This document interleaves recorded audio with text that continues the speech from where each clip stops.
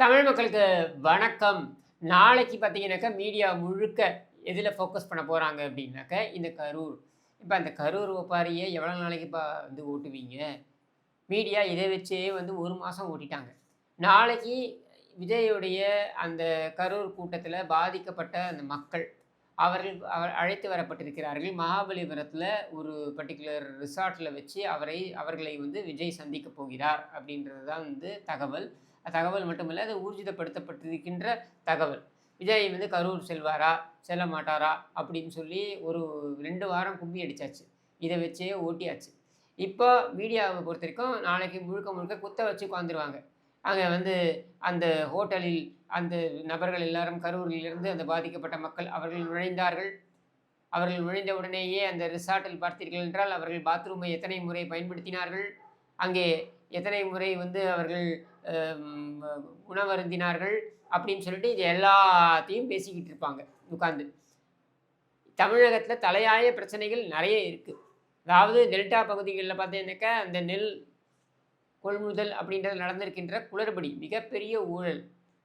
அதாவது அதில கையூட்டு வர வேண்டும் என்ற ஒரே காரணத்திற்காக நடுத்தெருவில வந்து விவசாயிகளை நிறுத்தி இருக்கின்ற இந்த அரசு. இது குறித்து பேசியிருக்கணும். லெஃப்ட் அண்ட் ரைட் இந்த அரசாங்கத்தை வாங்கியிருக்க வேண்டும். அதை செய்யவில்லை. அடுத்தது பார்த்தீங்கன்னாக்கா, தமிழகத்தை அதிர வைக்கக்கூடிய கிட்னி திருட்டு. இது சம்பந்தமாக நடந்த தகுதித்தங்கள். அதாவது ஒரு அரசாங்கமே உச்சநீதிமன்றம் வரைக்கும் சென்று இதில் குற்றம் சாட்டப்பட்ட நபர்களை காப்பாற்ற துடிக்கிறது அப்படின்ற அதிர்ச்சி அளிக்கக்கூடிய அந்த நிகழ்வு. அது குறித்தாவது பேசியிருக்க வேண்டும். அதையும் இந்த மீடியா எடுத்து அலசி ஆராய்ந்து பேசவில்லை.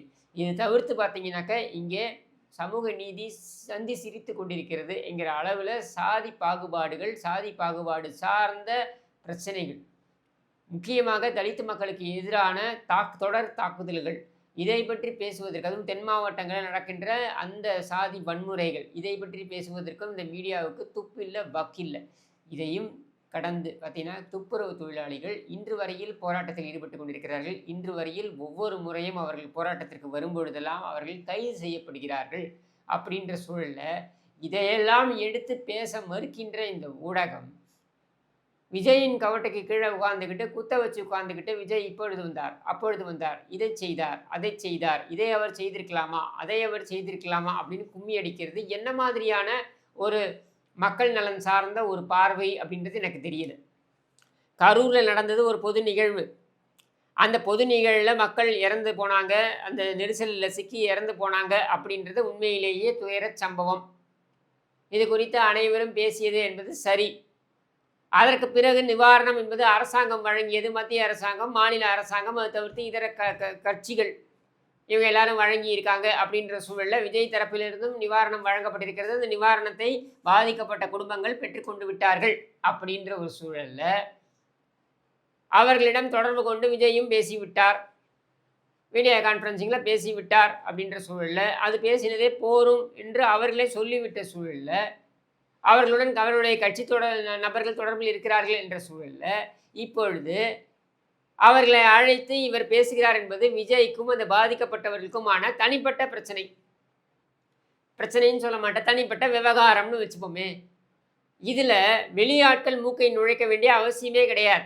வெளியாட்கள் உங்களுடைய கருத்துக்களை கொண்டு போய் கொட்ட வேண்டிய அவசியமும் கிடையாது. ஏன்னா அவர் அந்த கூட்டத்திற்கு சென்றார். அந்த கூட்டத்தில் ஒரு நெரிசல் ஏற்பட்டது. அந்த நெரிசலில் சிக்கி சில பேர் இறந்து போனார்கள். 41 பேர் இறந்து போனார்கள்.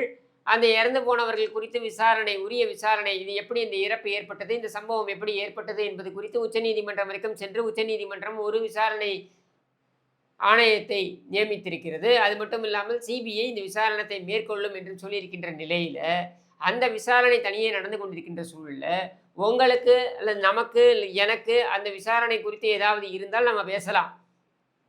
அதை விடுத்து விஜய் அவர்களை அழைத்தது சரியா, விஜய் கரூருக்கு சென்றிருக்க வேண்டுமா அப்படின்னு விவாதம் செய்ய வேண்டிய அவசியம் எங்கிருந்து வருதுன்னு எனக்கு தெரியல. ஏன்னா விஜய் அவர்களை அழைத்தது தவறு என்று அவர்கள் நினைத்திருந்தால் அவர்கள் கிளம்பி வந்திருக்க மாட்டாங்க. அவங்களே கிளம்பி வராங்கன்னும் போது உனக்கும் எனக்கும் என்ன பிரச்சனை? இதை எதுக்கு நீ உருட்டிக்கிட்டு இருக்க?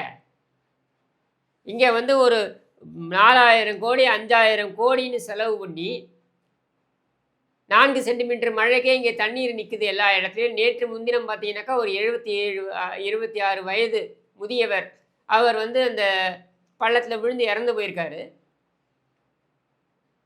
இதில் விபத்துக்கள் ஏற்பட்டு அந்த விபத்தில் இந்த குண்டும் குழியுமா இருக்கிற சாலைகளில் விபத்து ஏற்பட்டு அன்றாடம் பார்த்தீங்கன்னாக்கா மக்கள் பாதிக்கப்படுகிறார்கள் அல்லது உயிர் பலியும் நடைபெறுகிறது. மழைக்காலத்தில் அது அதிகரித்திருக்கிறது. இது குறித்தெல்லாம் பேசுவதற்கு துப்பு இல்லை, வக்கு இல்லை. முதலமைச்சர் உட்கார்ந்துக்கிட்டு அந்த மாரி செல்வராஜருடைய பைசன் படத்திற்கு வந்து இது எழுதிக்கிட்டு இருக்காரு, என்னது விமர்சனம் எழுதிக்கிட்டு இருக்காரு. ப்ளூ சட்டை மாறன் மாதிரி சட்டமன்றத்தில் சட்டையை இழுத்தி கொண்ட மாறன் அப்படின்னு இவருக்கு பேர் வைக்கலாம். அந்த வேலையை பண்ணிக்கிட்டு இருக்காரு ஸ்டாலின். 2 பேரும் அப்பனையும் முள்ளையும் பார்த்தீங்கன்னா இவன் ஒரு ஷார்ட்ஸ் ஒன்று மாட்டிக்கிட்டான், அந்தாலும் ஒரு டிஷர்ட் ஒன்று மாற்றிக்கிட்டு 2 பேரும் ஊத்தவாயோட கிளம்பி வந்துட்டானுங்க காலையில் இருந்து.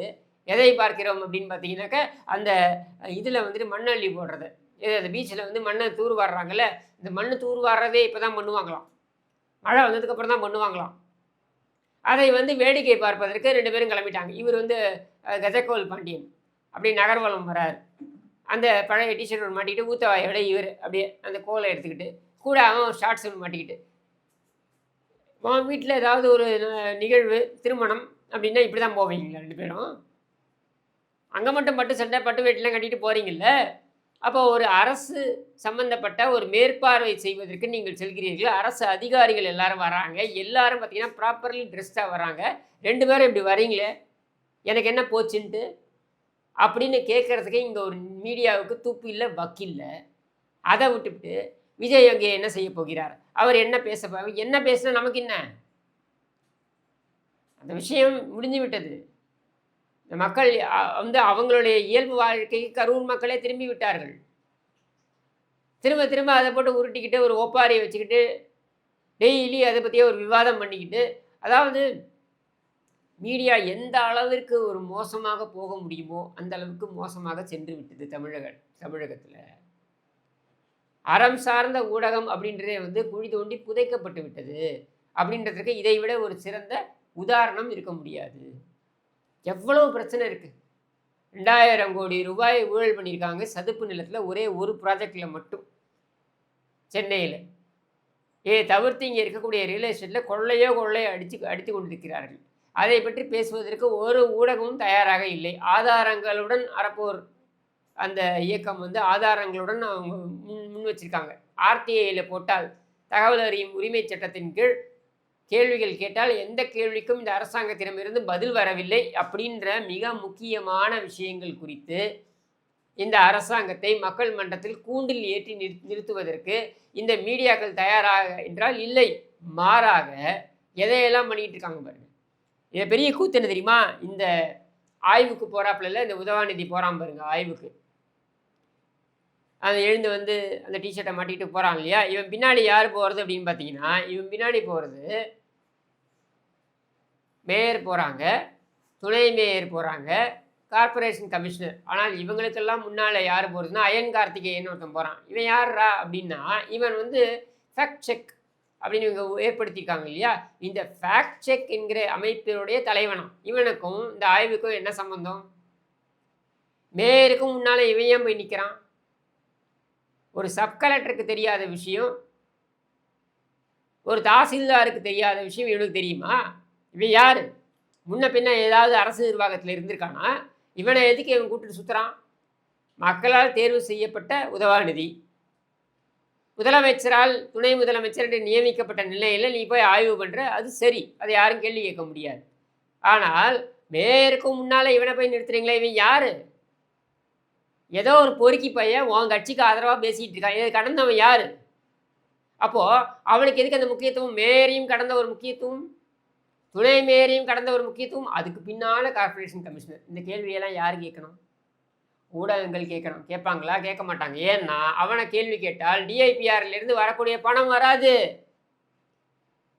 இது ஊடகங்களுக்கு படியடைந்து கொண்டிருக்கிறது இந்த அரசாங்கம். எதற்காக? இவர்களுக்கு துதிபாடுவதற்காக. இதை விட ஒரு மோசமான ஒரு நிர்வாகத்தை இந்த 75 ஆண்டுகளில் தமிழகம் சந்தித்தது கிடையாது. ஆனால் அதை எடுத்து சொல்வதற்கு ஒரு ஊடகத்திற்கும் முதுகெலும்பு கிடையாது. மாறாக விஜயோடைய தனிப்பட்ட விஷயம்.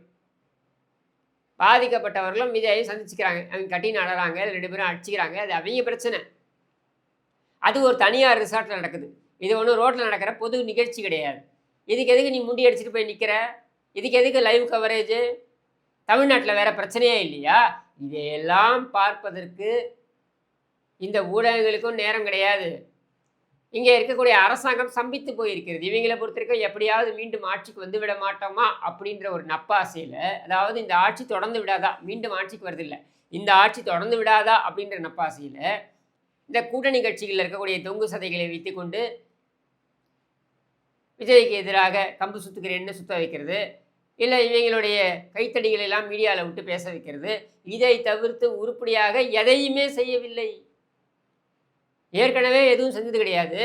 இதில இந்த கரூர் சம்பவம் நடந்ததுலேருந்து 3 வாரத்தில பார்த்தீங்கன்னாக்க, எதையுமே உருப்படியாக இந்த அரசாங்கம் செய்யவில்லை. உதாரணத்துக்கு சொல்றேன், சட்டமன்றத்தில அவசர கதியாக மசோதாக்கள் கொண்டு வந்து, அது வந்து இவங்க நிறைவேற்றியதாக இவர்களே கூறிக்கொள்கிறார்கள். இது 4 நாளைக்கு நீங்க சட்டமன்றத்தில நடத்துறீங்க. அதில 1 நாள் பார்த்தீங்கன்னாக்க, சட்டமன்றம் வந்து இரங்கல் தெரிவித்து, அது ஒத்திவைக்கப்பட்டு விட்டது. அப்போ 3 நாட்கள் தான் சட்டமன்றம் நடந்தது. இந்த 3 நாட்கள்ல பார்த்தீங்கன்னா, பல மசோதாக்கள் விவாதமே இல்லாமல் நிறைவேற்றப்பட்டிருக்கிறது. எப்படிடா நிறைவேற்றினீங்க அப்படின்னு கேள்வி கேட்டால், ஒவ்வொன்றாக அந்த மசோதாக்களை எல்லாம் திரும்பி பெறுகிறார்கள். கேள்வி வந்துருச்சுல்ல, இப்போ திரும்ப பெறுகிறார்கள். ஏன்டா நிறைவேற்றினீன்னு சொன்னீங்க, ஏன்டா இப்போ வாபஸ் வாங்குறீங்க அப்படின்னு கேட்கறதுக்கு ஒரு மீடியாவுக்கு துப்பு இல்லை. மாறாக விவாதம் முழுக்க விஜய் விஜய் விஜய். அப்போ எதை நோக்கி இந்த ஊடகங்கள் செல்கின்றன? எதை செய்தாலும் ஒரு டிஆர்பி. அறம் சார்ந்து மக்கள்கிட்ட கொண்டு போய் மக்களுடைய பிரச்சனை சார்ந்து பேச வேண்டும் என்கிற எண்ண ஓட்டமே இவர்களுக்கு இல்லை. இனிமேலும் இந்த மெயின் ஸ்ட்ரீம் மீடியாவை நம்ம நம்பினோன்னு வைங்களேன், நம்மை போன்ற ஒரு முட்டாள் யாரும் இருக்க முடியாது. அதனால தான் எங்களை போன்றவர்கள் இந்த யூடியூப் சேனலில் வந்து நம்ம வந்து நிறைய விஷயங்களை சொல்கிறோம், புதிய தகவல்களை சொல்கிறோம். இதில் எவ்வளோ தூரம் உண்மைத்தன்மை இருக்குது இல்லை என்பதனை நீங்களே அலசி ஆராய்ந்து பாருங்கள். ஆனால் அலசி ஆராய்வதற்கு கூட யாராவது எடுத்து கொடுக்கணும்ல, அந்த எடுத்து கொடுக்கக்கூடிய இடத்துல தான் நாங்கள் இருக்கோம். அதைத்தான் நாங்கள் செய்து கொண்டிருக்கிறோம். இனியாவது நாம் விழித்து கொண்டு, இந்த கரூர் சம்பவத்தை வைத்து 1 மாதம் இவர்கள் உருட்டி விட்டார்கள். இன்னும் ஒரு 2 வாரங்களுக்கு இதையே வைத்து உருட்டுவார்கள். நாம் இதை கண்டுகொள்ளாமல் இருந்தால், அடுத்த விஷயம் என்ன அப்படின்றத நோக்கி நாம் சென்றால், முக்கியமாக விஜயுடைய கட்சி சென்றால், ஏன்னா அவைய கட்சியும் அதிலே தான் வந்து தீனி போட்டுட்டு இருக்காங்க இவங்களுக்கு. இதை செய்தால் தமிழகம் உண்மையிலேயே ஆக்கப்பூர்வமான அரசியலை நோக்கி நகரும். அது திமுக இருக்கும் வரையில் சாத்தியமில்லை என்றாலும் அட்லீஸ்ட் குறைந்தபட்சம் அதை நோக்கி நகர்வதற்கான முயற்சியாவது மேற்கொள்ளலாம். செய்வோமா என்பதனை வருங்காலத்தில் பார்ப்போம் என்று கூறி விடைபெறுகிறேன். நன்றி, வணக்கம்.